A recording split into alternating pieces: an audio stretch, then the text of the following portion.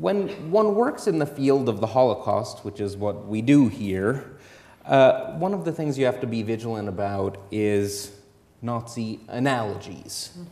Perhaps the most overused and abused figures of speech in political rhetoric today. And so, just to set the proper parameters for our discussion, my first question, which I pose to the both of you, is this. Is it at all appropriate to draw parallels between Nazi medical practices and medical practices perpetrated here in the US, say, after the war? Do you want to start? I'll start, sure. I think there are some parallels we can make. I mean, I think there's increasingly scholarship, and I think my book contributes to this, that suggests to us that eugenics didn't only happen in Nazi Germany, and that it happened in the United States, that it happened across the United States over several decades, and depending on how you define eugenics, it's still happening today, and that depends on the definition, of course. And so I think that we want to be careful with the analogy because there were things that were very particular, right? This was about a particular form of state genocide, a particular form of state power, but I think that there are parallels that are notable. And I think particularly the Black Panther Party, in ways that were both useful, I think, and not useful, I think latched onto this. I mean, it's commonplace often in Black nationalist discourse to talk about the Middle Passage as a form of Holocaust, right? This is one of these analogies that gets made often. And certainly the Black Panther Party understood the US state's neglect of Black health care to be a form of genocide.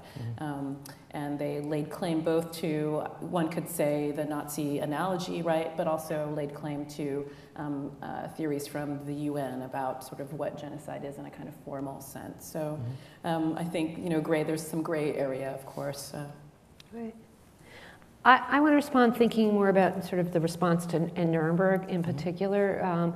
So one thing to remember is that part of the defense that the Nazi doctors did, of course, is that the laws were based on eugenics laws that were in the United States. Right. And the North Carolina story is repeated in California and in other states in the United States. So that's one thing. And I think the other thing about the use of the parallel is the danger of it. And here's how it comes into my mind, which is when a colleague of mine named Jim Jones, who did the first book on Tuskegee's history called Bad Blood.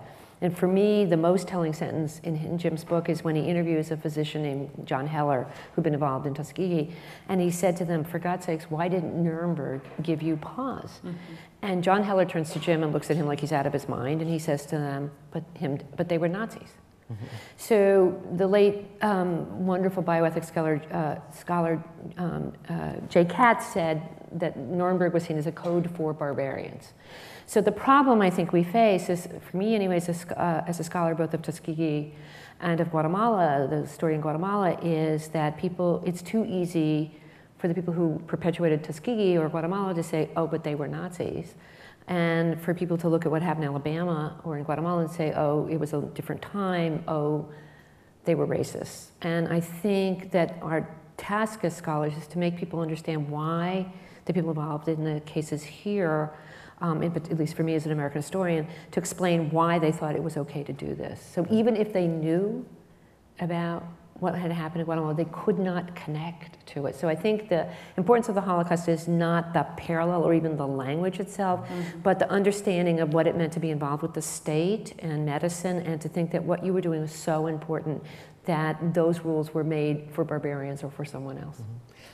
I appreciated how in your Guatemala article you make the point that this study is being carried out in the months immediately after the doctor's trial. Right. So, these questions had to have been in the air. Except that if you think about Heller's comment, they were that Nazi, that they're not, Yeah, then here is this lovely waspy doctor from Cleveland who, really wants to solve the problem of syphilis. In fact, if he had been right, if he had figured out how to have a prophylaxis to prevent people once they'd had unprotected sex to getting STDs, we would have given him the Nobel Prize.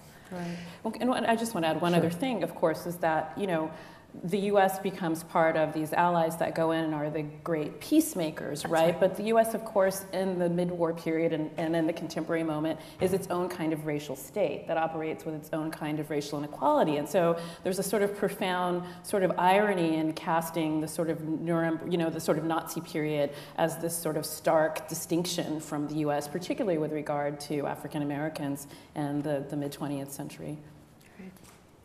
You make I don't know if it's your phrase or if it's just something you quote, that when the Tuskegee case really comes to light in 1972, it comes to be known as America's Nuremberg. Right.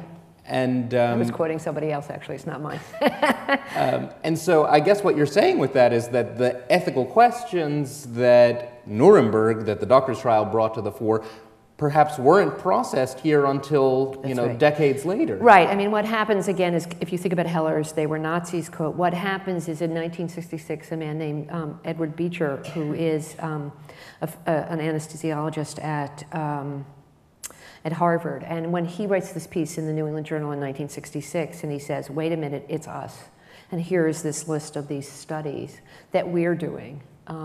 Including one that was he doesn't name Willowbrook, but he names the hospital. There was a study done here at the Jewish Chronic Disease Hospital in Brooklyn in which patients were given live cancer cells. So those studies start to be taught. He basically says, wait, it's happening here, it's us, and we need to think about that. So you get the Jewish Chronic Disease Hospital, then you get the horrors over the use of live hepatitis cells in Willowbrook, on Staten Island, and then the Tuskegee story breaks in '72. So they become, with all due deference at a Jewish Heritage Museum, the holy trinity, as I've described them, of bioethics. And so you get, Tuskegee, Willowbrook, and Jewish Chronic Disease Hospital, which then lead to the discussion of the need for informed consent rules here. I was hoping that you could maybe give us a quick primer on what it is that we talk about when we talk about Tuskegee. You often put the phrase in quotes because it's come to serve as shorthand for something that's not necessarily so simply described. Right. I mean, if you think about the way bioethics is developed, a lot of the rules that we've developed to monitor research come because of these horror stories. So you need that story, and Tuskegee becomes, I argue in the book, a word like slavery and lynching to describe how African Americans are not treated as rights-bearing citizens. But the study essentially went on from 1932 to '72, and it was an attempt to look at what was called, quote unquote, the natural history of latent syphilis. So the men were supposed to be post contagion in the third stage of the disease, and the Public Health Service tried to keep them, although not always successfully,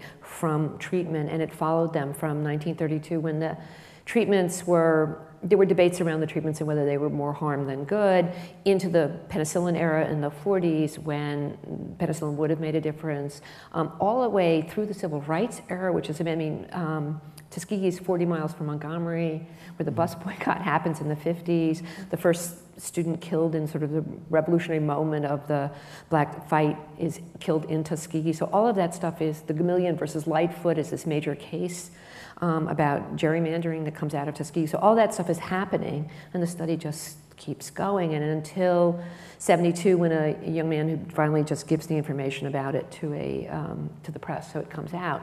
So one of the myths about the study is that the men were given syphilis by the government. They were not. There's absolutely no evidence. They were really interested in latency and the end of the disease, but that assumption is part of it. So when I found this material in Guatemala, in which, in fact, we were giving people, and the man who ran that study is someone who then goes on to work in Tuskegee, it was just a stunning complication. Can I yes. respond to this? I mean, one of the things I think that about thinking about this period and about medical discrimination in Black communities from the perspective of Black communities suggests to us is that, Tuskegee, Willowbrook, and the Jewish hospital case are the holy trinity with regard to mainstream conversation, right? That's right.